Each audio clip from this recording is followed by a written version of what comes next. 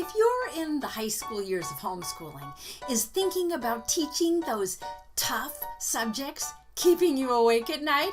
I mean, what about physics and chemistry and pre-calculus and lions and tigers and bears?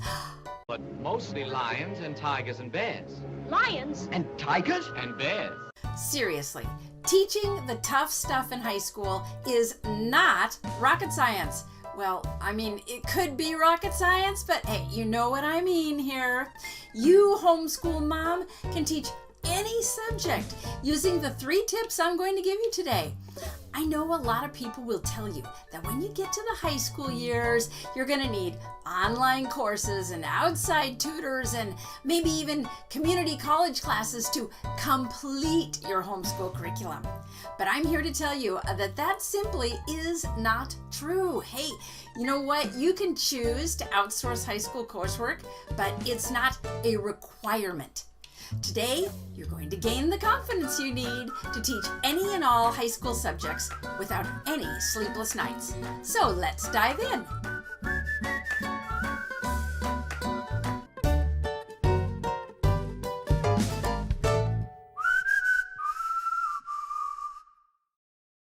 Try this.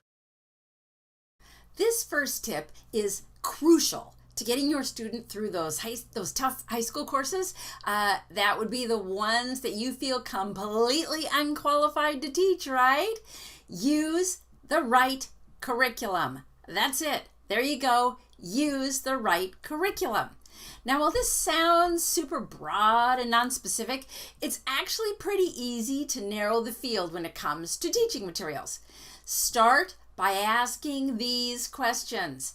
Number 1, if I pick up this book and I start using it as a student, does it look like something I would understand?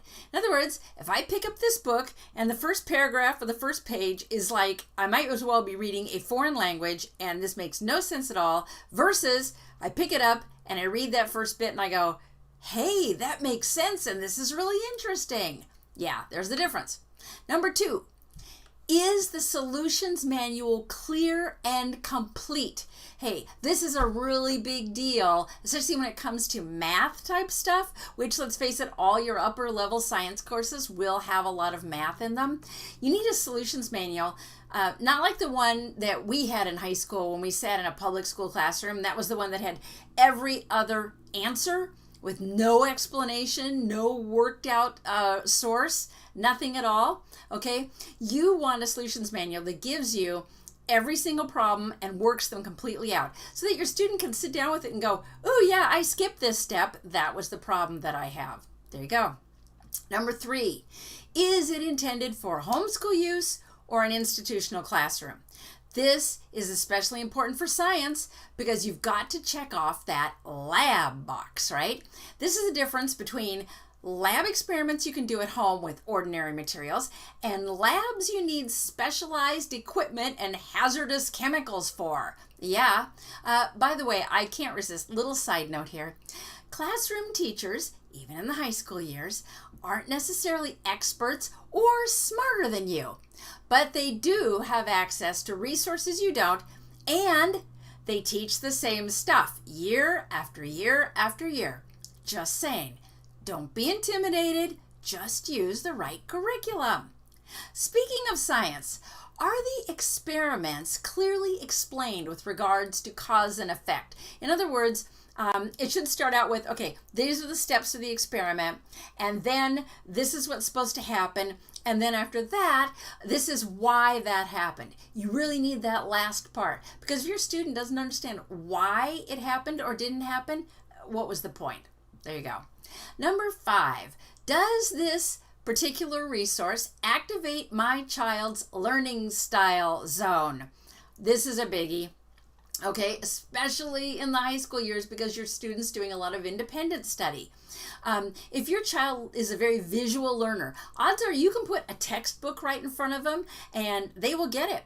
If they're more of an auditory learner, you may want to have a curriculum that uses video along with it that kind of walks the student through the text. So it gives them those auditory cues as well as visual. And hey, if they're a kinesthetic learner, that hands-on, maybe when it comes to math, you're going to want to use my personal favorite, which is Math-U-See. It's my favorite because it uses manipulatives. So you have all the learning bases covered, right? By the way, if you don't know your child's learning style, you need to get Cynthia Tobias's book, The Way They Learn. This is the bomb when it comes to learning styles, just saying. So if you're comfortable with your answers to these questions, odds are you probably found the right curriculum. And if it turns out you haven't, hey, don't be afraid to change. That's what it's all about. Homeschooling is flexible. You can do it. If you're handing your high school a stack of books every day and never really checking in with them, you're setting up the perfect storm. Seriously, how will you know if they're learning anything? You know, in the lower grades, we parents tend to be more involved, right? If you homeschooled those early years, you were probably doing a lot of hands-on teaching. So when the proverbial mental light bulb went off, you knew it. But in the high school years, we're trying to encourage independence and self-motivation. So we tend to back off a bit. This can be a good tactic if it's used in moderation. But if you're relying on your teen to fully grasp the material in front of them without any input from you, you are missing the boat. You know, test scores can be useful when assessing information osmosis. But then when your child runs into that inevitable brick wall, you're going to have a really hard time helping them if you haven't been walking alongside them. Hey, read the text ahead of your kid or pre-watch the video lessons, and you'll at least understand what your child is asking when they get stuck. And hey, if neither of you can make sense out of it, that's when having curriculum designed for homeschool use comes in really handy. Yeah, you can actually call the company and get help. At the very least, you and your teen can search online for a better explanation if you're working together. Tell you what, some of my greatest memories from my high school years with my students, my children, involve the stuff we never did figure out because I got through both high school and college without ever figuring it out. Just saying, be involved, but also be willing to admit that no one knows everything. Awesome! How do you react when your teen says, I don't get this and I need help? Do you tell him to try harder? Do you say things like, well, the answer's right there, you're just missing it? Are you making your child feel embarrassed or less than capable?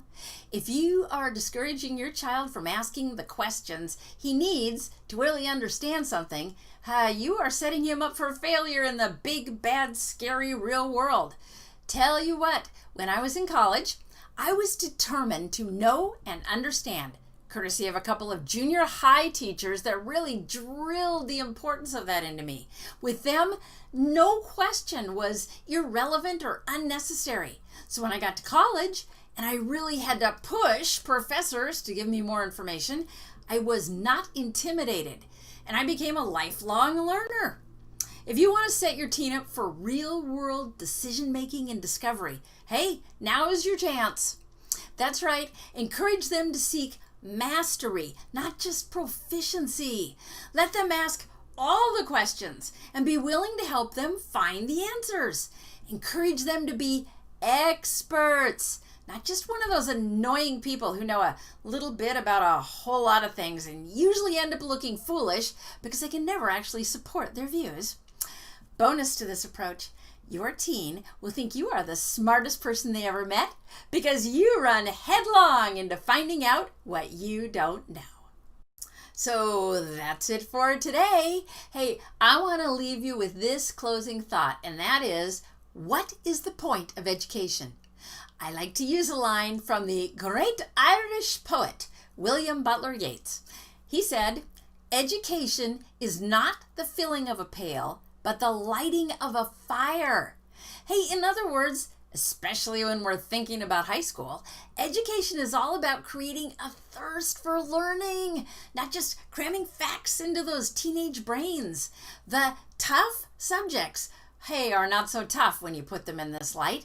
You don't have to know everything personally to help your child learn.